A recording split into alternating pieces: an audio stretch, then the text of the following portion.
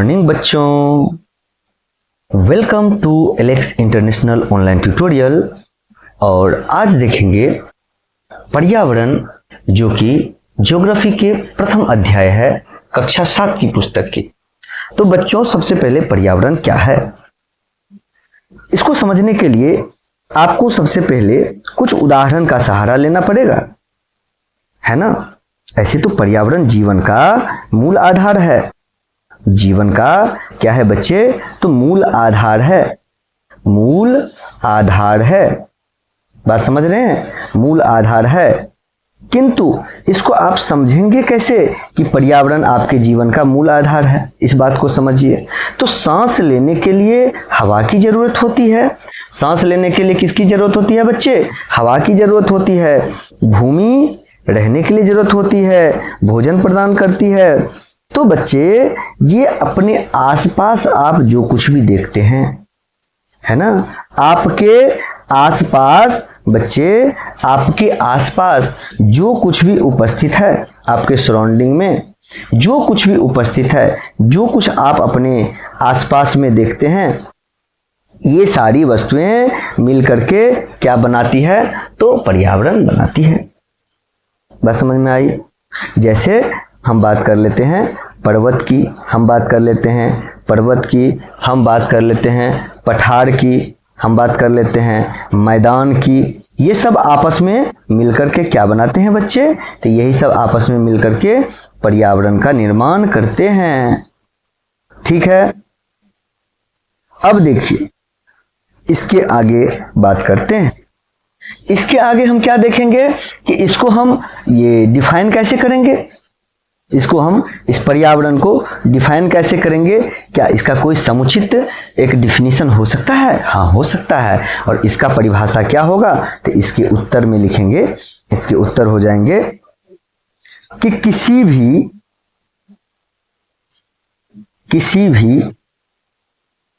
जीवित प्राणी, किसी भी जीवित प्राणी के चारों ओर, है ना, पाए जाने वाले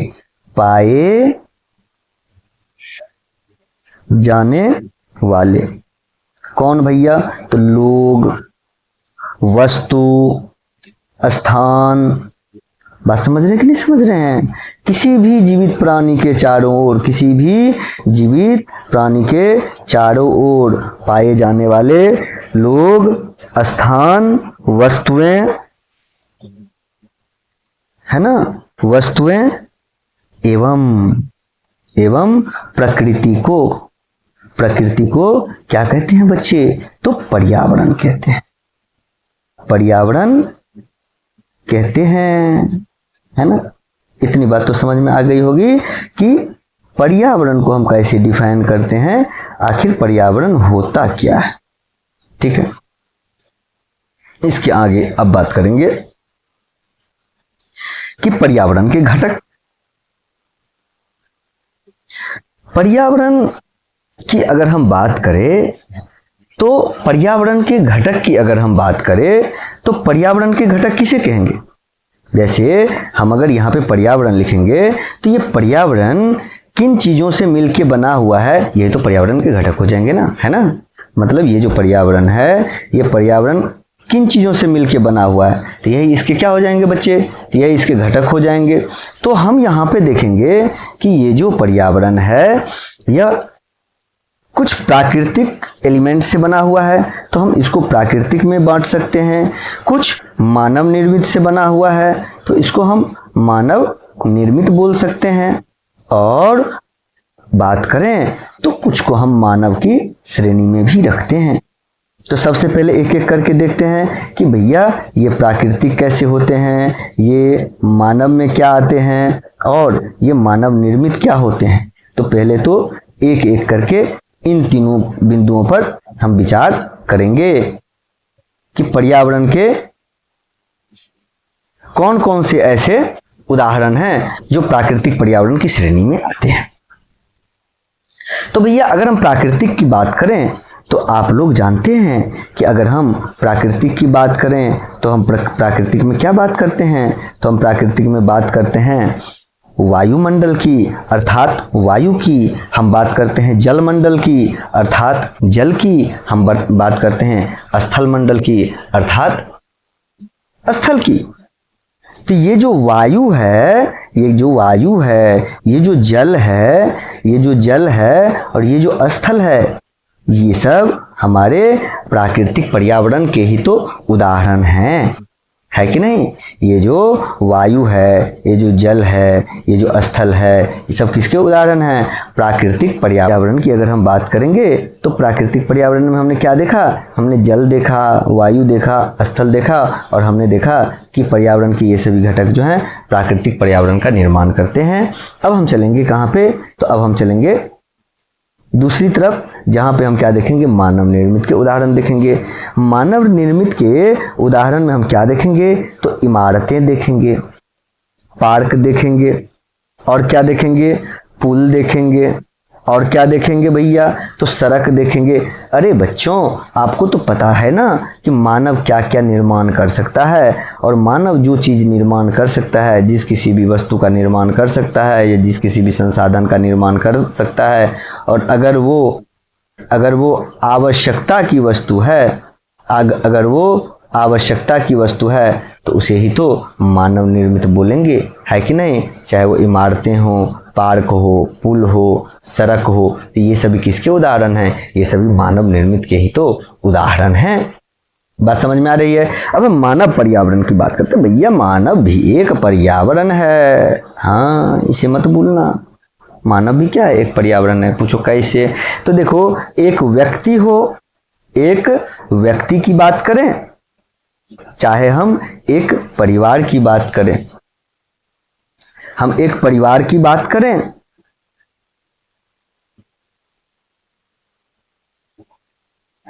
एक परिवार की बात करें,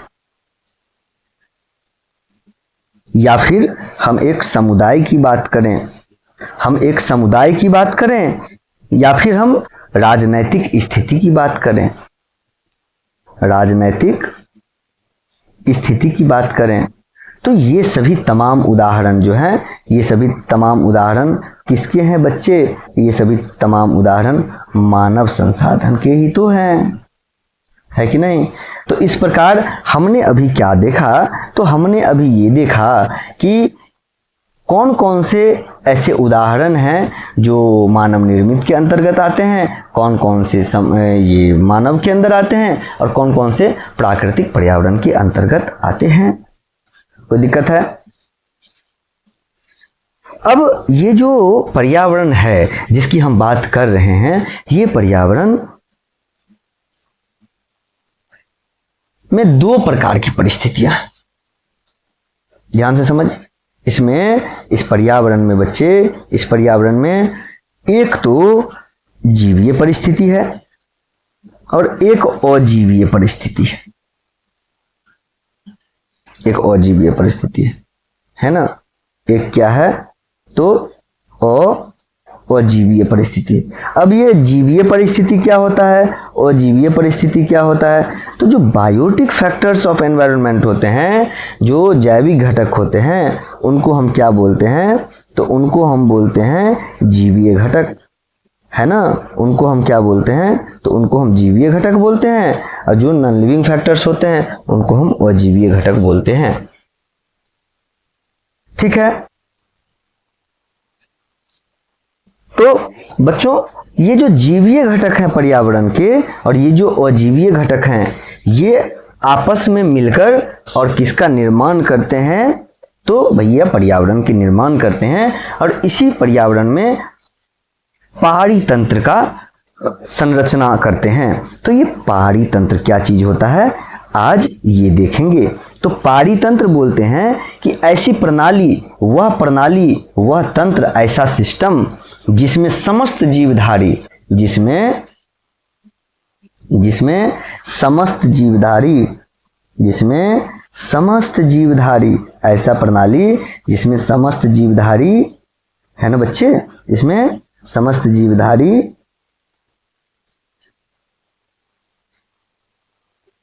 हाँ क्या करते हैं भैया, तो आपस में, पहले तो ये समझो कि आपस में है ना, आपस में, फिर इसके बाद तथा एक दूसरे के साथ, एक दूसरे के साथ, एक दूसरे के साथ, ठीक है। तथा पर्यावरण के उन भौतिक एवं रासायनिक कारकों के साथ परस्पर क्रिया करते हैं जिनमें वे निवास करते हैं। इसको समझना बहुत इंपॉर्टेंट है, इसको समझना बहुत इंपॉर्टेंट है। इसको मैं अभी समझा रहा हूं, आप समझने का कोशिश कीजिए, है ना। कि सबसे पहले तो ये समझिए कि आपस में, एक दूसरे के साथ, अभी हमने यहां पे एक उदाहरण लिया था ना, इसी उदाहरण से समझ लीजिए कि यहां पे अगर कोई और भी इंडिविजुअल है तो ये सब आपस में एक दूसरे के साथ, तथा जो भी यहाँ पे अवेलेबल क्या बोलते हैं फैक्टर्स हैं, इसके साथ में क्या करते हैं, तो परस्पर क्रिया करते हैं, है ना। क्या करते हैं भैया, तो परस्पर क्रिया करते हैं, परस्पर क्रिया करते हैं। बात समझ में आई। और ये सब कैसे होता है, तो यह सब होता है ऊर्जा के स्थानांतरण द्वारा, एनर्जी के ट्रांसफर द्वारा, ऊर्जा के स्थानांतरण द्वारा। तो ठीक है, आज तो यहीं तक की बात करते हैं और उम्मीद करेंगे कि आप लोग इतना पढ़ के आइएगा, है ना। और इससे आगे की जो बात है, इससे आगे की बात हम बाद में करेंगे, ठीक है। तो थैंक यू सो मच, बने रहिए चैनल के साथ में और कमेंट कीजिएगा कि आपको समझ में आया कि नहीं समझ में आया। Thank you so much.